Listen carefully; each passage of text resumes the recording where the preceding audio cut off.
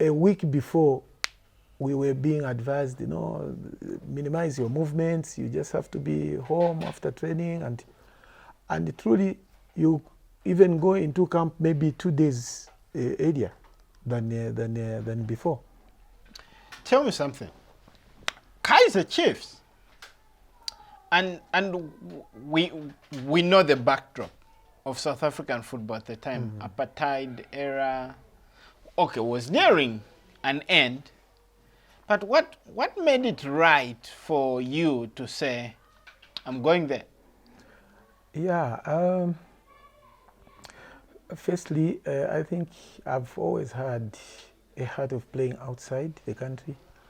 And at the beginning, there was that group that went to South Africa. They called it illegally because there was still apartheid there before 1994, 93. So the likes of the great Albert Warriors, the Sujo Bandas, and other guys, many guys went at some point to South Africa before the sanctions were lifted. And they went through Swaziland and through Lesotho. They got some IDs there, I think something like that. Then they crossed into South Africa. They became South Africans, I think. Maybe illegally they got some papers. Then started playing there on other names. But after that, I went as far as Lusaka. I remember somebody who came to pick me from Chingola in that year. He took me to Lusaka and we were waiting for air tickets from South Africa. But my mind was like, if I go and I'm the one taking care of mom, what will happen to mom? I had already left home, imagine, with a bag. Now those thoughts were like, I'm leaving, and I did not say bye to my girlfriend, my fiancée. You're a brave man.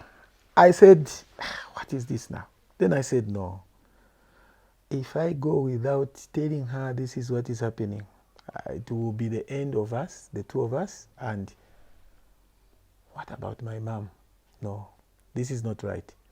I had to sneak out where he was keeping me at a guest house in Lusaka here. I took a bus which was taking ages reaching Ndola.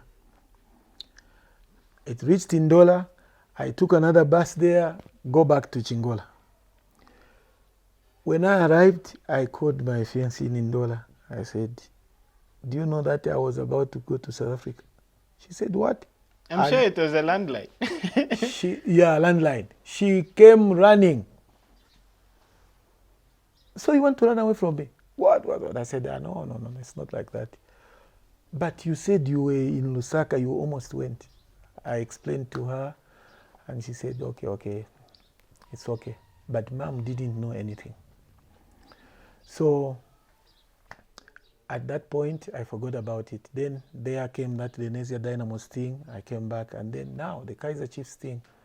They spotted me from somewhere. Then I went. I passed the trials under Philip Tozier. Apparently, we were about 8 foreign strikers with 2 Brazilian strikers, 1 Congolese, Kazadi, and there were other players from some other places. But I got that one spot that was needed for a strike out of the 8. Then I stayed at Chiefs. I did well, I think. Not to drum up my own drums. I think I did best at Chiefs, which also gave me the name Musindisi, meaning savior. Up to now, they are still calling me Musindisi there. And I got the legend status at Chiefs, which is still running up to now because I've not committed any offense with them. So I have a lot of respect for that club, and they have a lot of respect for me. Some of the functions that happen, they call me up. I go there and attend. So at Chiefs, I think 1994, it was a wonderful, wonderful thing that we had. And I played with the great guys like Dr. Kumalo, Lucas Radebe, New Toby, our captain, New Nicky Shaw, the Ciales, Rudolph Ciale, and many others. And the height of it was when I came out top scorer in the BP Top 8. I scored 2 goals or so in the final, which was very rare, scoring 2 goals in the final of the South African Cups tournaments. So even in 1995, we continued the good performance until the end of 1995 when I decided I had to leave. I went to Hellenic FC in Cape Town. And it was a nice stay in Cape Town. In 1996, I came back to Rangers. I want to ask you this about Kaizer Motaung. Having played the game and having a great understanding of the game that he has and owning the club, but yet still hires coaches to actually do the job for him. And you hardly hear problems or confrontations between the owner being overbearing and the coach seems to be working and he fails on his own or succeeds on his own. What's the catch-22 there? That is a noble man. I have never worked with a man like him. I think he is a perfect example of a great sportsman. Kaizer, like you said, he played football at the highest level and a professional player in the USA and with our own Fred Mueller in Aston Villa and the Atlanta Chiefs. And when he came back, he started something like people were thinking, he's just joking, he will fail. He started a team, and that is one of the biggest clubs in Africa now. And you see, like you have alluded to, he does not interfere in any of the technical issues. How does he involve himself in your time as a player, Chiefs? That man, he will involve himself. He will come to you. He will call you as a player. You have coffee in his office. He's just chatting with you, football, and then he will ask you, what is it in you after you stop playing football? What do you think you will do? Those kind of questions where he takes you out of football first, he gives you a picture of your future, and then he will tell you, yeah, if that is what you want to do, okay, we are here to support you. And, you know, at one time, he called me when he came to visit me at the camp house where the Naturena is now, where the base for Kaizer Chiefs is. It was just a guest house on a hilly place, and the whole land was bare. When he came to visit me, when I just arrived at Chiefs, he said, Watson, you see this land? It belongs to me. This is our Kaizer Chiefs land, from there up to there. So let's walk this park. We walked, and he showed me where the corners are, and then he said, you see, in 10 years' time, there will be an empire here. I want to build something here. The grounds and the offices of Kaizer Chiefs will be here. We'll move from town where we are now. I said, what? So you could see he's a man of the vision. In football, he had a lot of dreams. And what he told me, I think 15 years later, when I visited that place, he invited me to go there. He reminded me, Watson, do you remember where that place is? Where you came, that house? I said, I remember, it is there. And that place is still there. They've renovated it, and they've built now the new place within the same place. And he told me, remember my words. I told you this. I said, you know, where there is vision, you can never go wrong. How many of the Kaizer Motaung type have you met in your life? I think that man is unique. That man is unique. As in club owners or leaders that have got one, that vision. Two, you're a coach. You won't complain about Kyle Zemtao I think he's one. interfering in your job. He's one in a million. I've never seen such type. The other clubs that I've worked for as a player and as a coach, they are run by companies, most of them, except one or two, I think. But the rest, they are run by the companies. But you see, what I have seen at Kaizer Chiefs is something else. That man is a great example of what a football club should be. Club owned by a man and becomes a company, a limited company, which is doing so well according to his dreams. And even if that man would answer the call of his God one day, I think wherever he will go, he will be a peaceful man, because I think he has fulfilled his dreams. Let's talk about you surviving 1993. Almost in the trip, not in the trip. Recount the moment for us. Yeah, the Gabon Air disaster. Like I said, 1992 we were in the ban at Power Dynamos, and that was not good at that time. We complained, what, and then later on, 1993, the team was called and we were left behind because of the same ban. They said we had no match fitness. So I remember vividly, the team was camping in Kitwe, and they needed a friendly game with Power Dynamos, a friendly game to play before they go to Mauritius to play Mauritius. It was on a Wednesday, I remember very well. We played at Tata Davis Stadium. I scored 2 scorchers against the national team.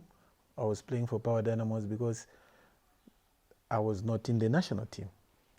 So I scored those 2 goals. And then after the game, the coach, Coach Godfrey Chitalu, came to me and he said, Bayama, I think even if we were saying you don't have much fitness, you are looking good.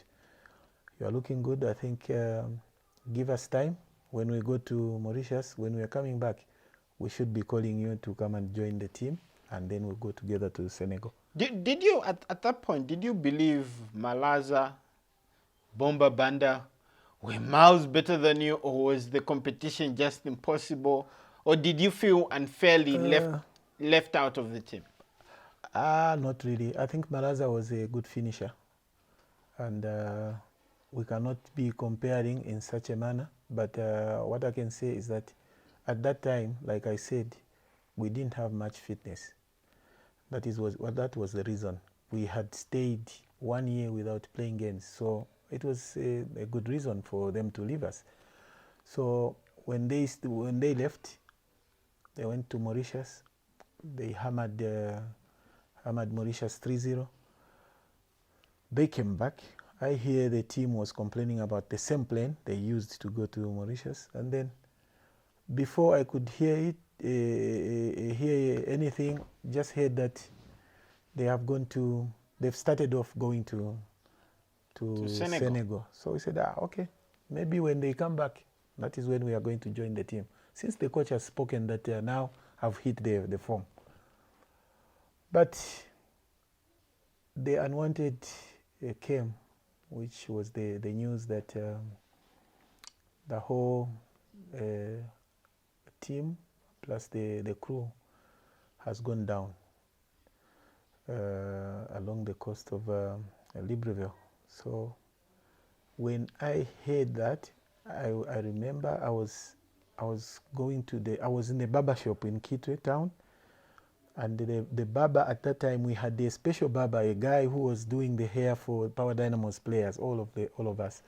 And when we are in camp, sometimes we just call him to come to camp. So that day I went to his barber shop in town, and I was being cut. He had done halfway. The table cut? He had done, yeah, that table cut. At that time we had table cut. So he had done, he started this side. And then he asked me a question.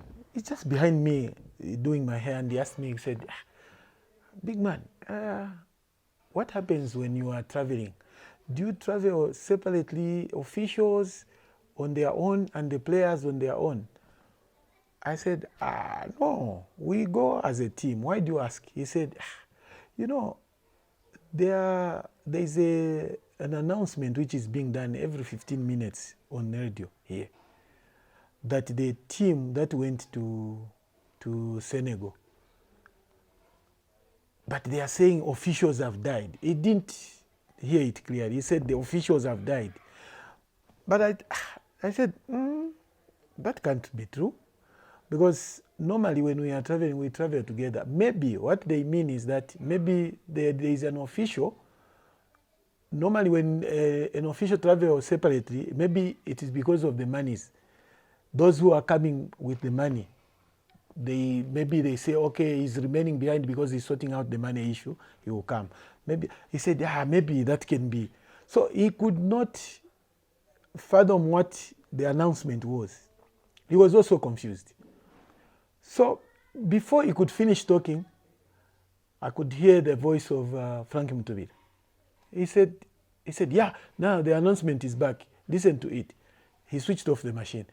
I started listening. And then Frank said, and you could hear the voice of Frank. He's also trying to be brave, but I just heard the whole team that traveled to Senegal. The plane crashed along the coast of Libreville. It's like something hit my head. I was not normal at that time, and the trauma that I had was so huge that I didn't know I had stood up from the seat, and I told him, Mumba, this cannot be true. And that guy was trying to hold me. He could not. I said, no. I just kept on saying, no. I came out of the barber shop, and it was on that main road. Yeah? I think this is Kantanta Road, that one. The one which goes past the station in Quito. I crossed that road without seeing left or right. I just heard the scream of the Max near me, of the car. It's a taxi here, loaded with guys. They started shouting at me, you want us to kill you? What? Your friends have died this side, and you want us to finish you here. Then I said, so these people, it is true. So they saw that I was confused. Apparently, 2 of them were supporters for Power Dynamos. They said, but you see, this guy is confused. Maybe he has just heard the news. They picked me, bundled me into their car. They said, let's take him home. I was just dumb. I could not talk. With a half-shaved head. Half-shaved. And when I arrived at home, I found the wives of my friends, Robert Watakeni, Winter, and the other players. They were at my home because the setup there was, we were staying in the same area, the players, except 1 or 2, 3 guys who were in a village, in Deke village. As we were there, they were calling Power Dynamos village here. So when I arrived at home, I just found them there. Nobody's crying. They are also confused. They are waiting for me to come and break the news. To break the news if it is true. Yeah, he's here. So those guys dropped me, and they, what is it? Is it true? I said, what are you talking about? Is it true that these people, our husbands have died in an accident? There's been an accident. I said, so I said, okay, if I say yes now, what will happen? Then I just made up some mind and say, okay, I've heard something like that, but let me go to the office and confirm. No, we are going together. I said, no, remain. So I went to the stadium. It was close. It was a walking distance. I walked there, and I found some of the guys there who remained in the team. They were just like this. Agre was one of them. Yeah. Then I said, Agre, I found Agre there. Agre, is it true? He said, yeah, it's true. I just stayed there. I couldn't go home again went back home at night. When the news had broken now. It has been broken already there, and the girls have gone back to their homes. And first they made my place like a funeral house. Everyone was there. So that is how that sad news came, and maybe by the grace of God, that ban made me to survive to see this day. Maybe God had some other purpose for me in life. So our friends left us just like that, and may their soul rest in peace. That was, I think, one of the best teams Zambia had. Maybe with them we could have qualified that time to the World Cup. And okay, we started another team, and I was part of the new team that was reconstructed with Great Kalu and the Malitolis and Johnston Warrior. Those who survived from the previous team, I think we were there to reconstruct the team, which we reconstructed within 3 months, and we played a big game against Morocco at Independence Stadium. Tell me something. You never played any AFCON, the man for the qualifiers. A little bit tells me there was one assist you made for the Great Kalu. Recount that game for us. Where tripped on the edge of the box and... The Morocco game, the first game after we reconstructed the team, we played Morocco at home here at Independence Stadium, and just after starting the game, Daoudi Rashid, I think, from Morocco, he unleashed a shot from almost the center circle and scored past James Piri. We were down 1-0 and the whole stadium was quiet. I was on the bench. After a short while, our people, they started crying. The whole stadium started crying. Those who were on that northern part of the stands, they turned, and then they were pointing at the graves behind there. They're saying, "Oh, please come and play. We are suffering here, blah, blah, blah." So second half, immediately after we started. What was the halftime team talk in that match? Yeah, I think Fred and the other coaches, Roald Poulsen, they just said, we are okay, we are on the right track. You guys just go there and enjoy. Did the dressing room believe that? You, the players, did you actually believe what Roald Poulsen was saying? The team that we had, the new team, was equally determined team. Everyone wanted to prove that we are there. So when we were going back, after 10 minutes, the coaches introduced me into the game. Just the first touch, I created that free kick there. Then Kalu, I just created that free kick because when I was coming in, Kalu came as a captain. He came to the side, the sideline there. He called me, "Watson, as you come in, just stick at the top. Do anything that you do there. Bully those guys and anything. If you can turn and unleash. But if you can create anything there, I'll come and score it." And believe me, when I went there, it was the first thing that I did. I went into the defender, just at the edge of the box, created that free kick, and it brought life into Zambian football. Kalu put that into that corner, and it was 1-1. We played the beat again. I created another one. I passed a good header to Johnston. He unleashed 2-1, and the whole nation was in frenzy. We won that 2-1, and we never looked back. We went on, and we almost qualified to the World Cup. Almost. USA 94. Never meant to happen. But you also didn't make the trip to Tunisia for the Africa Cup of Nations 1994. I never went to any of the AFCONs finals. Do you understand? I played all the key member of the qualifying games up to the end. Every tournament we start, every series we start, I'm there, finish. And you can't even understand because, in fact, do you the Tunisia understand one, today? Maybe as a coach, more wisdom. There are things that Sometimes you just let them pass. You don't want to talk about them because some things which were happening, I think they were not fair. But there's nothing you can do. Let life go on like that. You felt unfairly treated. So much. So much. You felt used like a doormat. Used and then dumped at the end. And you see, when you look at the caliber of players, some of the players who were picked, more especially the Tunisia one. I was in South Africa at that time. I was at high peak and scoring goals at Chiefs. And when I came into camp, there was a camp that we came. We played well. We trained well. Then I went back. And then the other game we played in, the last game was in Gabon. We played in Gabon. I scored. And we came back. The coach said, Watson, no problem. Everything is okay. When you see, that Tunisia thing, I was just on promissory notes. You would receive a call.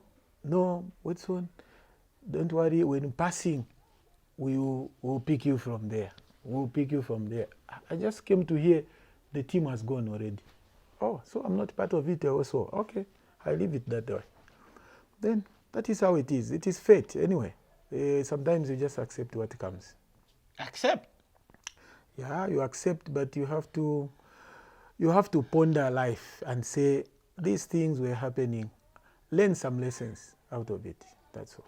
Do you believe that those, as talented as your generation claims to be, what's favoritism? Or is it only about you at personal level of being heartbroken that you're never chosen? Would you say there were other players that didn't play for the national team or did get fair opportunities? You know, we had a lot of complaints from many players, and some players I think would feel cheated, like I felt at that time. Some of them were even pros from abroad who were not treated well, whilst some others were being treated well, and it was a big complaint. It was common. Was it the coaches? Was it Faz? What was the problem with hindsight? I wouldn't place a finger on it and say this is what was happening, but things were there. We know them, but we don't want to. What was thought? Excuses will be given to you. Sometimes people will not even tell you why they are leaving you. You just see, even that one has gone. Why not me? Then you don't have answers. You don't know why they have done it. So apart from Wetso Nyirenda, who else do you think from your generation was never given a fair opportunity? You know, even my elder brother has been mistreated. My older brother has been mistreated. So maybe it is a family. He was there issue. at So 88. He was there, but you know, I think if we had treated that guy the way we should treat him, we could have gotten much more better than we got from him. What happened to Stone? I think you know, there are things that we cannot talk about here in front of this camera that used to happen in some camps. You see, like I told you earlier, Stone is a straight man. He's a straight man. So he also has that temper where when things are, he says enough is enough, he will just come out of it and say, okay, enough is enough. I leave it there. So does that explain why he distanced himself from this country after his playing career? So much. I think there are a lot of things that hurt him when he was playing. And you see, something else that people do not understand and do not know. When Stone was leaving in 1987, he left halfway season in June, in May, June. In Europe, that is when they are starting their season, pre-season trainings there. Here, It was in the middle of the season. At that time, we had that old calendar. That guy left half a season. He left 38 goals. Half a season. He had scored 38 goals for Rangers. He was top scorer. He went to Belgium. That same year, we remained here. We finished the season. We ended the season. Nobody reached 38. So it means he was top scorer. He should be honored as top scorer when whenever he comes back. But at that time he was away. They could have announced that this man has surpassed everyone. 38 goals, and he left. Nobody has reached 38 goals. He's still top scorer. But they came to give the second top scorer. They say he's the top scorer because that one is not there. No, he's not there, but the goals still remain. He has already scored. So he has been crying about that. He said, until I think I don't have peace, until those people can rewind that and say I was top scorer because I worked for that. You cannot take away the goals. No, he is outside. You can say he's outside, but you are not going to take away the results. Do you feel it was a deliberate ploy to just downplay what Stone did, or maybe what you are making apparent reference to? Maybe the name Nyirenda has a problem. I think the guy was. Maybe it was one way of frustrating him, frustrating the family. Maybe I think he was frustrated from that, but he never put the mind to it. He kept on coming. When they call him, he comes, he plays. They disappoint him, they bring him, they put him on the bench. When he thought I could start, okay, they put him on the bench, they put him there, he goes and scores when the team is down. Then he goes. When he comes back again, they mistreat him. It's like they are not looking at him as the level where he is supposed to be seen. So he was feeling so hard. Did you try to encourage him? Yeah, personally, you can, but for how long? Then at one time he just said, I think enough is enough. If they cannot appreciate me, let me play. Give me a good reason why people would want to fight Stone Nyirenda or Whitson Nyirenda. I'll tell you that in life, when you have a bright shining star on your forehead, you must expect a lot of challenges and a lot of fighting. Enemies will be bound; they will be there. So I think that man, passed through a lot. Stone was a goal scorer, a natural goal scorer.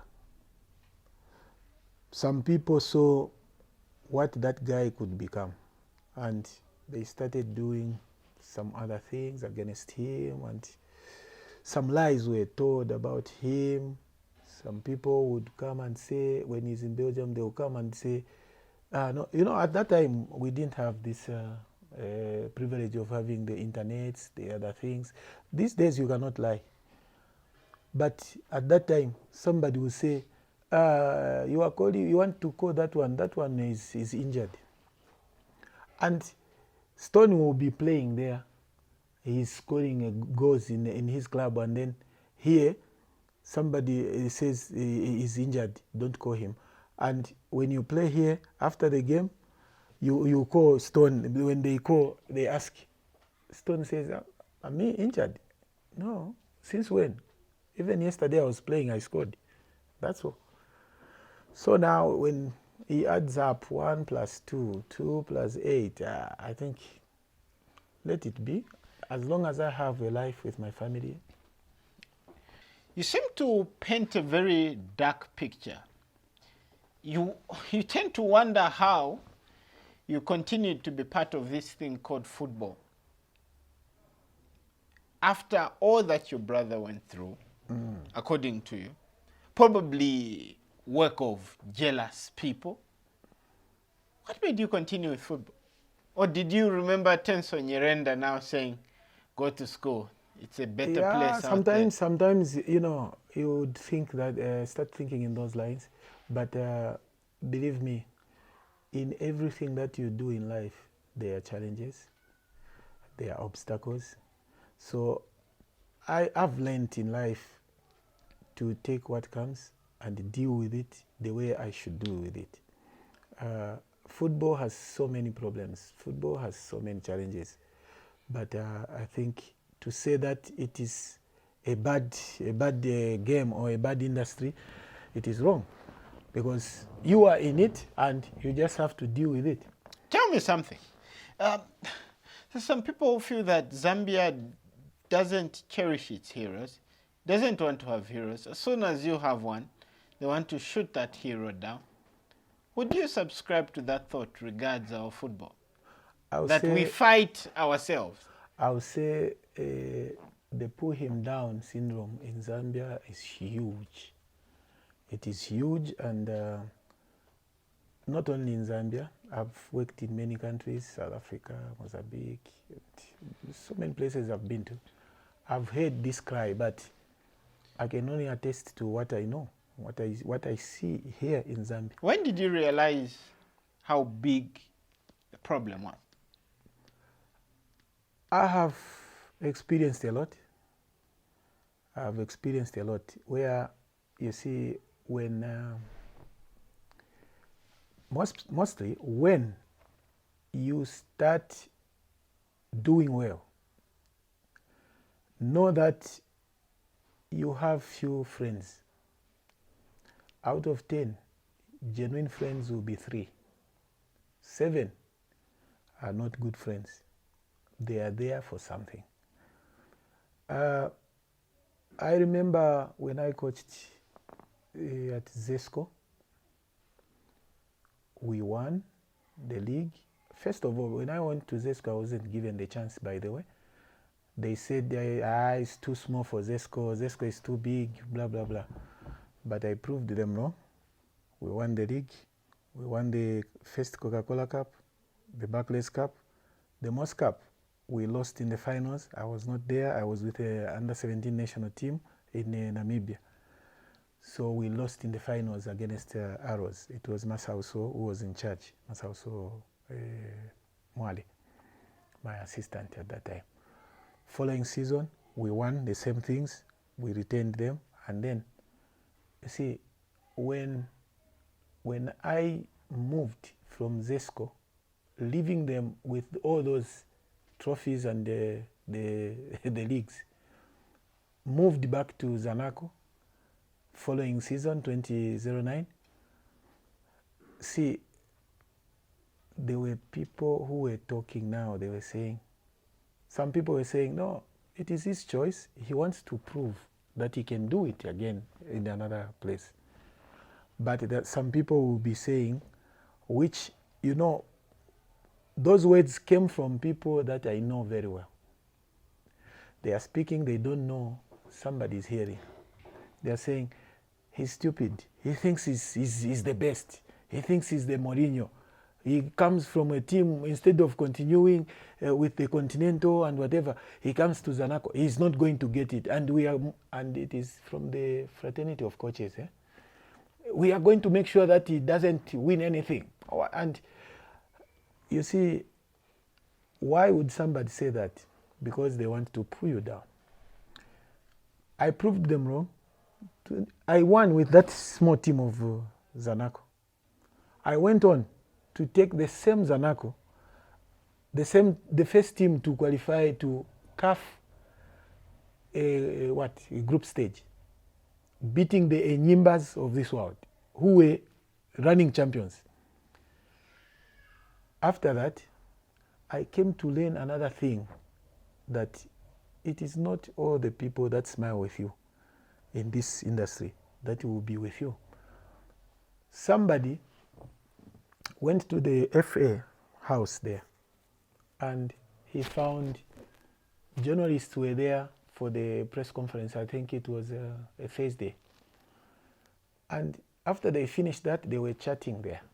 And one of the journalists, there were about 5 of them. One of them, I was not there. One of them said, he's just started the story about me. And they said, yeah, he thinks he's everything. What? I said, what? So we would deal with him. We'll make sure that we bring him down. And they were laughing. And, you know, when that guy told them that, so this is how you work, they were jittery and said, no, we were just joking and blah, blah, blah. Okay. Then he called me. He said, Watson, you have to be very careful. There is a group of reporters, they were saying this. And I know them. He mentioned their names. So I said, oh, so that is the way it is. Okay. And believe me, I could see from the way they were reporting, you could see some negative in them when they are reporting. But by the grace of God, you prove people wrong. So journalists can fight you. Your fellow It is nationals. so common. It's so common, you know. Are they directly fighting you, or they are being used to fight you? From your experience? That you wouldn't tell, but I think maybe they were being used because, you know, for people to gang up and say, we'll bring him down, and what. And I saw it. Some of them, even when I came back as a national team coach, they continued. Then because I had an experience already at that time when I was club coach, so I knew how to deal with people. I said, okay, this is how it is. It's part of our work. So you have to face these people. And apparently I can say they are highly professional people in this industry, in the journalism, who have gone straight with what they say. I have seen the criticism which some people will put, some journalists will put there. And when I read it, I've convicted myself. I say, I think this is true. I should have done it the other way. But there are people who will, when whatever they are saying has no substance in it, you find even the twisting of their words, you could see this is where they are trying to go, which has been so unfortunate in our industry, because, you know, we need the media, we need the people, you people, to build the game by telling the truth. If you tell me the truth, I have no problem. But if you are just there to pull me down, like you said, then it is unfortunate. Tell me something. What did you think coaching was when you actually started as a player coach in 1998 at Nchanga Rangers? Fortunate enough, I had a great mentor, Willie Piri, and I went through Fortson Kabole. I went through the great Fred Muller. I went through the late Dick Chama. I went through the hands of Boniface Simtowe. Great coaches of this land. The great Samuel Zumunjovu, and many other coaches who I think as a player I went through, and I thought they did their part on me. And coaches I've worked under as an assistant coach, Phaeton Simukonda, one of the best. I worked under Wesley Mondo, very good coach. I worked under Fortson Kabole again as a player and as a coach. I worked in South Africa. I worked under Philip Trozier. I worked under Baji Bain in Cape Town. These are great coaches, and Troti Moloto, who is now the technical director of Sundowns. You see, I learned a lot of things, and I think what has made me click even as at now is the transition. How I transited from a football player into coaching mattered most. When I was in Hellenic in Cape Town, our coach at that time, who took over from Baji Bain, was Colin Gee. Colin Gee apparently was, I think, the agent for Ben McCarthy and Quinton Fortune. So he took me at one time and said, Wetson, you are a full-time player. At that time, when I was playing at Hellenic, there were players who were playing part-time because they were working. So they will come after lunch, they will come for training. For me, it was full-time. I was training in the morning, alone on the pitch with the coach. Sometimes just alone. Then in the afternoon, that is when we are together with the other guys. So at one time, he took me to Mitchell's Plain. There is a place called Mitchell's Plain. It is a colored area in Cape Town. He said, I've organized the coaching clinics for the small kids. So I want you to go with me. You are going to be like my assistant coach. So at that time I was a player. So he took me there as his assistant coach. Full-fledged player for his team. Because I was full-time player, not like any other player in the team. So he took me there. He said, let's go. I want to teach you one or two things. So we went.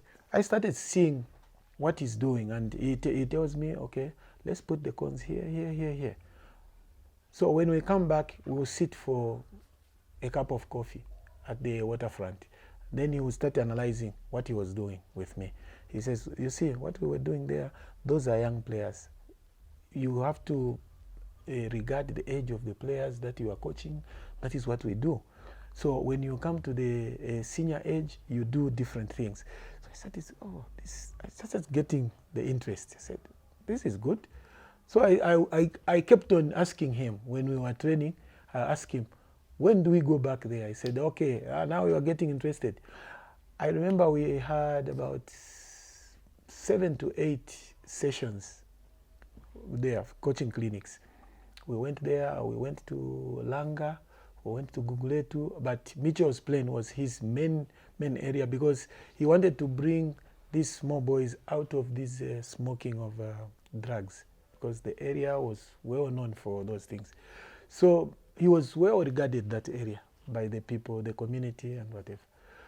So we used to go there and we would do those clinics with him, and I enjoyed. Then the interest generated. When I came back, started playing for Nchanga Rangers again, and towards the end of my career, I think I stopped at an earlier age. I said, let me just stop. Started the youth. You see, from youth clinics, I started the youth. I established they gave me the responsibility of establishing the youth for Nchanga Rangers. That is where I unearthed Mebin Mwabas, Manuel Chimpindes, the Mukotas were there, Ignatius, the great striker, this boy, they were calling him Bagayoko, Kelvin, what's this? I've forgotten his surname. And those are players that came through my hands, and they went through, and I brought Mebin to Zesco. When I went to Zesco, I brought Mebin from Nchanga Rangers, and he's been at Zesco up to now. And I think my coaching got boosted more when I was the player coach at Nchanga. We went into win the league with Nchanga Rangers in 1998, and then I saw a lot of things from Coach Fordson Kabole, and he kept on mentoring me. Well, Edson, you don't do this in coaching. You know, when you are a coach, you are a father. When you are a coach, he used to tell me a lot of things. And I moved on. I said, okay, 2001, let me try somewhere else. Apparently, I applied for head coach job at City when it was advertised under Cavmont Bank. And I passed well in those interviews, and I was told that I was the best candidate, but they needed to have 2 coaches from the same interviewees. And Wesley Mondo was also, they said he was good, but they cannot give me the head coach job because of age. Is 2 years older than you, so we think it can be bad. But having the two of you is what we want. So if you want the job, to be assistant to him, but not much of a difference in terms of the Remuneration. Yeah, so they said, okay, if you want. But since I wanted to move on, I said, okay, let me now move from youth coach to assistant coach league. It is better. I will learn something from the same guy. Okay, then I came. I found Wesley was good. We were like brothers and we worked together very well until the time when he got sick, when he was with the under-20 national team in South Africa. And the team remained with me. I continued. Unfortunately, you have to make sacrifices in football. I cannot fail to mention this. At City of Lusaka, the first year, 2001, was good. Everything was smooth, good payments. Second year, 2002, unfortunately, I could not get the salaries. No money. I stayed 3.5 years at City without getting paid. How did you take care of your family? God's grace. What did God's grace do for you, sir? You've got bills that you need to pay. At least the bills were being, City of Lusaka was a community team. We had great people there, like Mr. Masie, the late. So he's so rest in peace. We had Mr. Sanden Konde, the SG. We had these Chifumu Bandas, then the Lishomas. Those people, really, the club did not have anything. And I understood. I wanted to coach, the passion for coaching. I said, okay, I'll move when time is right, but let me continue coaching. But you should have made a lot of money as a player. Then you stocked up, then you were able to take care. Then you could forgo a salary for 3 years. Getting? And you have a lot of bills, like you said, children to take to school, nephews, nieces, under your care. And, there isn't much money that we were getting at that time. And luckily, those people at City, those members, they were helping. They will come. Somebody will just come today. Watson, do you have something? I said, we don't get paid here, so they will give you a check. You go and pay your rent. They give you something for your school children, and then the rest will solve itself. 3.5 years. You have to sacrifice. You don't get it easily in football. You have to pass through some of these things. So after that, then Coach Phyton Simkonda approached me in September 2004, I think, 2004 September. He approached me and said, Wetson, I think I need your help. I need an assistant who I can trust, who is loyal. Even when I'm not there, I know the job will be done. So can you be of help? I said, I think I'm tired with what I'm doing at City. Let me move on. So I resigned at City, and then I started asking for my monies. They couldn't. I ended up taking them to court to get my monies. And I did. I did get the monies through the courts. So I continued with Zanaco. That season, when I just joined in September, it is almost finishing. The season was almost finishing, but we won the Coca-Cola Cup with them. And no, the BP, I think, the BP.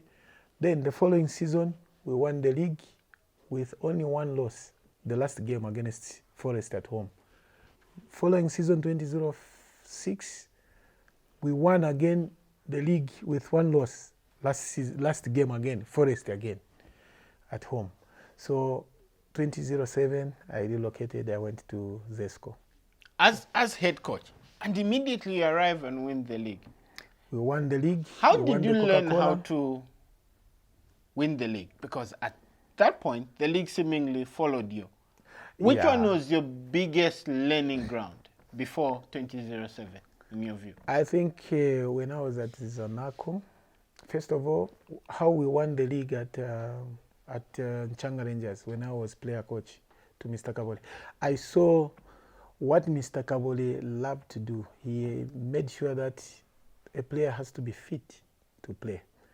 So I took that out of him. I said, okay, this is one component.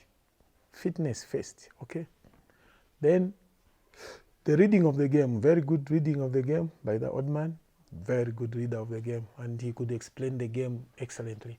So I learned a lot of things from him. Then when I was with Phaeton, I think I learned a lot of tactics also with Phaeton. And, you know, as I was learning, coming from there, there's something that I didn't mention here. When I was still playing football, I used to write notes of what we are doing in training. I used to write those exercises when I was a player at Power Dynamos and at national team. I could put down the notes, or we did this. The coach prepared this, and I draw some diagrams on my own without anybody teaching me. So when I became assistant coach, I continued. Whatever the coach is doing, I was putting the notes. Apparently, the coaches were not giving us the programs, the written program. No, you go into the ground and then they'll tell you, okay, this is what we are going to do today, blah, blah, blah, blah. They give you the orientation of the session, then you start. But I was putting down those notes. Then, when I started my first head coach coaching at high level there at ZESCO, I adopted my own. I brought all the brains that I gathered from these great men and put them together and say, this was good, this was good, this was good, this was good. I put them together. And I put what I know, what I want to see out of a football team, my team. Then I put them together. I drew my own concept and I drew my own philosophy. That is what I've been following. It's a special philosophy. It got you back-to-back titles. Very, and up to now. Do you still believe in the same philosophy up to Same philosophy, and it is still working, very viable. And wherever I go, it is changing things. Because I think it is the right philosophy to follow. So I haven't taken away anything out of it. All I need to do is keep on adding on some new things according to the But tell me something. Zanaco bankrolled by a big bank, ZESCO bankrolled by a big corporate. That means lots of money. Truth be told, you've won the league back-to-back in a pool of money. You can't win the league without money, Mr. Nyirenda. You haven't anyway. In a Zambian setup, you will say, this guy won the league back-to-back and he has the money, but let me tell you that what we get in Zambian football is nothing to mention. If I won what I've won... It's the highest check you can get in this country. If I had won what I won in Zambian football, outside there, I would be the richest guy, maybe one of the richest coaches. Because, believe me, winning a league in South Africa, we are talking of a lot of money in your account. Winning a cup, you are given a lot of money in your account. Being a coach of the year or the player of the year, that is a lot of money. I witnessed the last season's ceremony in South Africa, award giving. That young boy, Loch, you know Loch, Tembingos Loch for pilots. He got 3 awards in one day. He got the players of the what? Players of the year, then the player of the year, and there is another one, I don't know that one. I think one was going with 250, one award, 250,000, something, 250,000. I don't know how much he went home with. I know that's plenty of money, but from a Zambian standard, Zanaco and ZESCO give the biggest check. How much? I'm saying even at your time. who was paying more than But how where much? you were. But then how much? Still the highest. Highest, but how much? Still the highest. Yeah, it can be the highest, but you see, You can't win the league without money. At least the Wetson Nyirenda book will tell you that.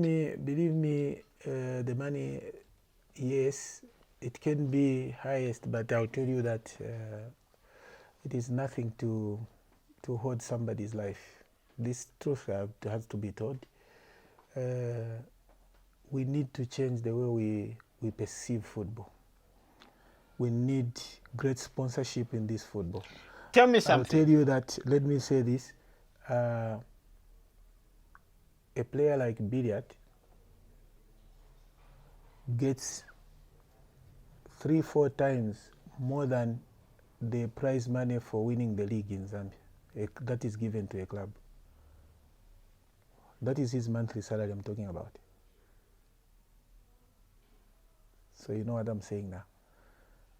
3-4 times more than what a league championship team will be given as a prize. True or false? Your philosophy that works cannot work without being backed up by money. The highest, Yeah. whether in Zambia, in Mozambique, or anywhere, they have to pay to win the league. The sponsor of the club must be ready to pay. They have to. Or They have else you won't win the league the same way the city of Lusaka story was. Yes, you know, clubs must learn to foot the bills of football. You see, sow sparingly in football, you reap sparingly, like the Bible says. You need great performance spent on good players and good coaches, good facilities, good infrastructure. Facilitate very well. Then you will have the best. Every good player wants where things are running. There are teams which now they are not paying players. They are not playing. Players are going 4 months without getting paid, 5 months without getting paid. But you are still asking for results. It's not on. Tell me something. UD Songo, 92 years after their last league title, you go there and do it. No, not Songo. Songo. Or Ferroviário de Beira, right? Ferroviário da Beira. Ferroviário da Beira, founded 1924, and they never won the league ever since. They had to pay again. Yes, they had to. Top dollar. I gave them the league, they had to pay for it. That is why, to get my signature now, I think you have to be ready also for me. Because I'm not Why going for... didn't you win the league at UD Songo? At Songo, I think the team was it was 3 years old in the PSL of Mosambola, and they were learning a few things. And that year, I thought we were just building, but with God's grace, we came out second, and the second season we came out third. So I think it was not so bad for a young team like it is, but they had to pay. They pay good. They are very good people, and it was good stay. After that, came back shortly with Buffaloes, short stint,